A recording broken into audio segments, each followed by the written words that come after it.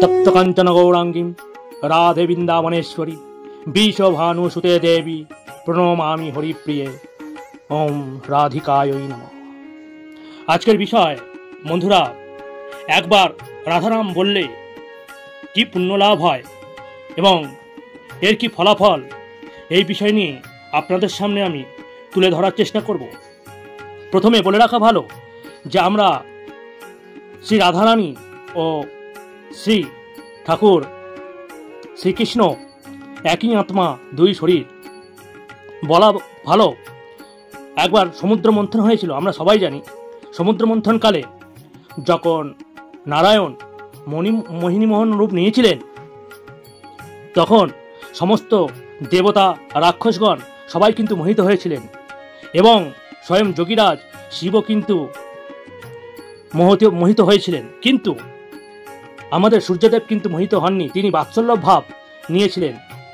অর্থাৎ তিনি যখন এই মোহিনীরূপ দেখেন ঠাকুরের, ভগবানের, তখন তিনি মনে মনে ভাবলেন যে এরকম যদি আমার একটি কন্যা সন্তান হতো তাহলে আমি তাকে সন্তান তুল্য আমি তাকে পালন করতাম। এবং এই মনের ইচ্ছাও তিনি ভগবান বিষ্ণুকে বলেছিলেন এবং কথা রেখেছিলেন। সেই সঙ্গে ভগবান বিষ্ণু আশীর্বাদও করেছিলেন যে তিনি যখন দাপর যুগে জন্ম নেবেন শ্রীকৃষ্ণ রূপে, সেই সঙ্গে তিনি রাধা রূপেও সূর্য দেবতার কন্যা হয়ে তিনি জন্ম নেবেন। অর্থাৎ এখান থেকে পরিষ্কার হয় যে শ্রী রাধারানী ও শ্রীকৃষ্ণ একই আত্মা দুই শরীর। যদি বলা যায় যে রাধারানী শুধুমাত্র ভগবান শ্রীকৃষ্ণের প্রেমিকা নন, তিনি হলো প্রেম। অর্থাৎ ভগবানের প্রতি আপনার ভেতরে যে প্রেম আছে সেই প্রেমই হলো স্বয়ং রাধারানী। তাই এই প্রেম বা এই ভক্তি হলো রাধারানী, আর এই ভক্তির মাধ্যমেই কিন্তু আমরা ভগবানকে পেয়ে থাকি, যা ভক্তিযোগে সম্পূর্ণ গীতাতে কিন্তু বলা হয়েছে।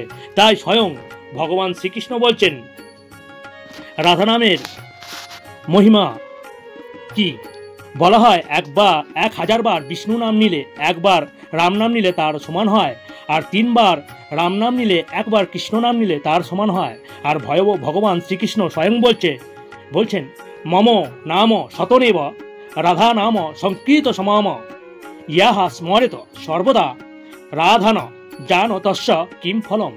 অর্থাৎ আমার নাম কেউ 100 বার বললে তার থেকেও শ্রেষ্ঠ একবার রাধা নাম বললে। তাহলে বন্ধুরা বুঝতেই পারছো যে রাধা নামের কি মহিমা। তাই বেশি দেরি না করে একটি ছোট্ট গল্প আপনাদের সামনে আমি তুলে ধরবো রাধা নামের কি মহিমা, তাহলে সেটা আপনাদের কাছে পরিষ্কার হবে। আমরা আজ রাধা নামের কি মহিমা সেটাই আপনাদের সামনে তুলে ধরছি। এক ব্যক্তি বৃন্দাবনে একবার এক মহান সাধুর কাছে গেলেন। তিনি সাধুর কাছে গিয়ে বললেন, হে গুরুজি, আমার একটি ছেলে আছে যে ভগবানকে মানে না, সে পূজা পাঠ করে না। যখন তাকে বলি সাধু সঙ্গ করো, সে বলে কোনো সাধু সন্তকে সে মানে না।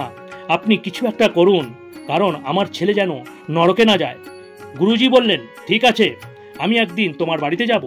সাধুজি একদিন ওই ব্যক্তির বাড়িতে গেলেন এবং তার ছেলেকে বললেন, বেটা একবার রাধা নাম বলো। ছেলে বলল, আমি কেন বলবো? সাধুজি আরেকবার বললেন, একবার তো বলে দেখো।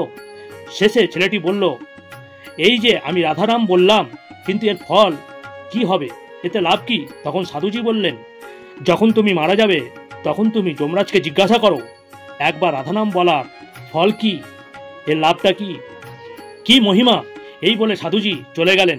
ছেলেটি একটি সময় বৃদ্ধ হলো, বয়স হলো, হওয়ার পরে একদিন সে মারাও গেল এবং সে সাধুর কথা মতো যমলোকে গিয়ে যমরাজকে জিজ্ঞাসা করলো, আপনি আমাকে স্বর্গ বা নরক পাঠানোর আগে বলুন একবার রাধা নাম বলার মহিমা কি।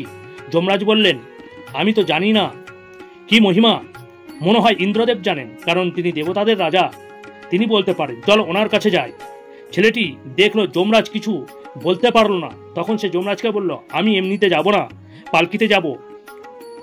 তখন পালকি আনা হলো। ছেলেটি কি পালকিতে বাহকদের বলল, আপনারা যান, যমরাজ আপনি ওদের জায়গায় পালকি নিয়ে চলুন। যমরাজ আর ছেলেটি ইন্দ্রদেবের কাছে এলেন। ইন্দ্রদেব বলেন, এই ছেলেটি কোনো বিশেষ কেউ নাকি? যমরাজ বলল, ছেলেটি পৃথিবী থেকে এসেছে আর একবার রাধা নাম বলার মহিমা কি জানতে চায়। আমি জানি না, তাই আপনার কাছে একে নিয়ে এলাম। আপনি দয়া করে বলুন একবার রাধা নাম বলার মহিমা কি। ইন্দ্রদেব বললেন, আমি শুনেছি এর অনেক মহিমা আছে, তবে বলতে পারবো না, এটা বলতে পারবো না কারণ এটি হয়তো ব্রহ্মদেব ভালো বলতে পারেন।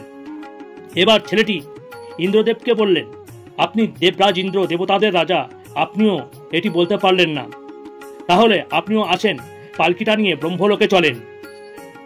ব্রহ্মাজি বললেন, এটা কোনো মহান ব্যক্তি যাকে যমরাজ ও দেবরাজ দুজনে মিলে পালকিতে নিয়ে আসছে, এ কে? যমরাজ আবার ছেলেটির পরিচয় ও তার প্রশ্নটি ব্রহ্মাজিকে করলেন। ব্রহ্মাজি বললেন, ভগবানের মহিমা অনন্ত, কিন্তু রাধা নামের মহিমা কি আমি বলতে পারবো না। ইনি দেবাদিদেব মহাদেব, অবশ্যই রাধা নামের মহিমা হয়তো উনিই বলতে পারেন। ছেলেটি ব্রহ্মদেবকে পালকির তৃতীয় বাহক হতে বললেন। পালকি নিয়ে যমরাজ, ইন্দ্রদেব এবং স্বয়ং ব্রহ্মদেব কৈলাসের উদ্দেশ্যে রওনা হলেন এবং শঙ্করজির কাছে পৌঁছালেন। এবং ভগবান দেবাদিদেব মহাদেব বললেন, এ কে? কোনো বিশেষ ব্যক্তি যাকে যমরাজ, দেবরাজ ও ব্রহ্মাদেব পালকিতে বহন করে আমার কাছে নিয়ে এসেছেন। এবার ব্রহ্মাজি ছেলেটির পরিচয় এবং ছেলেটির প্রশ্ন স্বয়ং ভগবান শিবজির কাছে রাখলেন। ব্রহ্মাজি আরো বললেন, আপনি সদা সমাধিতে ধ্যান করেন, আপনি নিশ্চয়ই জানবেন। শঙ্করজি ব্রহ্মাজির মতো একই কথাও বললেন। দেবাদিদেব মহাদেব তিনিও উত্তর দিতে পারলেন না। তিনি বললেন, রাধা নামের কি মহিমা সেটিও আমি বলতে পারবো না, এটি একমাত্র বলতে পারেন শ্রী ভগবান বিষ্ণু, তিনি নিশ্চয়ই জানেন। এরকম বলার পর ছেলেটি শিবজিকে পালকির চতুর্থ বাহক হিসাবে বহন করার কথা বললেন। সেখানে যমরাজ, দেবরাজ, ব্রহ্মদেব ও মহাদেব পালকিতে করে ভগবান বিষ্ণুর কাছে ছেলেটিকে নিয়ে এলেন এবং ভগবান বিষ্ণুকে জিজ্ঞাসা করলেন, একবার রাধানাম বলার মহিমা কি? ভগবান বিষ্ণু বললেন, রাধানামের মহিমা হলো, যে ব্যক্তি একবার রাধানাম বলবে তাকে পালকিতে করে 4 দেব বহন করে আমার কাছে নিয়ে আসবে, আর এই ব্যক্তিটি রাধানামের গুণে এখন থেকে আমার পাশে, আমার ধামে থাকবে। তাই সকলে মন খুলে একবার অশ্রুজলে ভক্তি ভরে জয় জয় শ্রী রাধে বলুন। অর্থাৎ বন্ধুরা বুঝতেই পারছেন যে ভক্তির দ্বারা যে ভগবান স্বয়ং বৈকুণ্ঠে, যেখানে নারায়ণের বসবাস, সেখানে পৌঁছানো যায়। অর্থাৎ ভক্তিমতী মাতা রাধারানী হলেন ভগবানের স্বয়ং ভক্তিরূপ। তাই রাধানাম অবশ্যই নিন, এবং এই রাধানামের ফলে একজন নাস্তিকও কিভাবে বৈকুণ্ঠ লোক প্রাপ্ত করে সেটাই এই গল্পের মধ্যে দিয়ে আজ পরিষ্কার হলো। তাই বন্ধুরা, যদি ভালো লাগে অবশ্যই একটি লাইক করবেন, সাবস্ক্রাইব করবেন। যারা নতুন তারা অবশ্যই সাবস্ক্রাইব করবেন, যারা পুরাতন যারা সাবস্ক্রাইব করেছেন তাদের অনেক অনেক অসংখ্য ধন্যবাদ।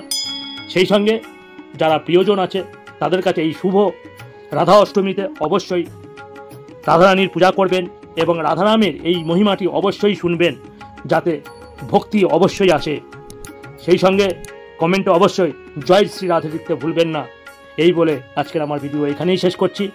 আশা করি রাধারানীর আশীর্বাদ আপনাদের মাথায় থাকবে।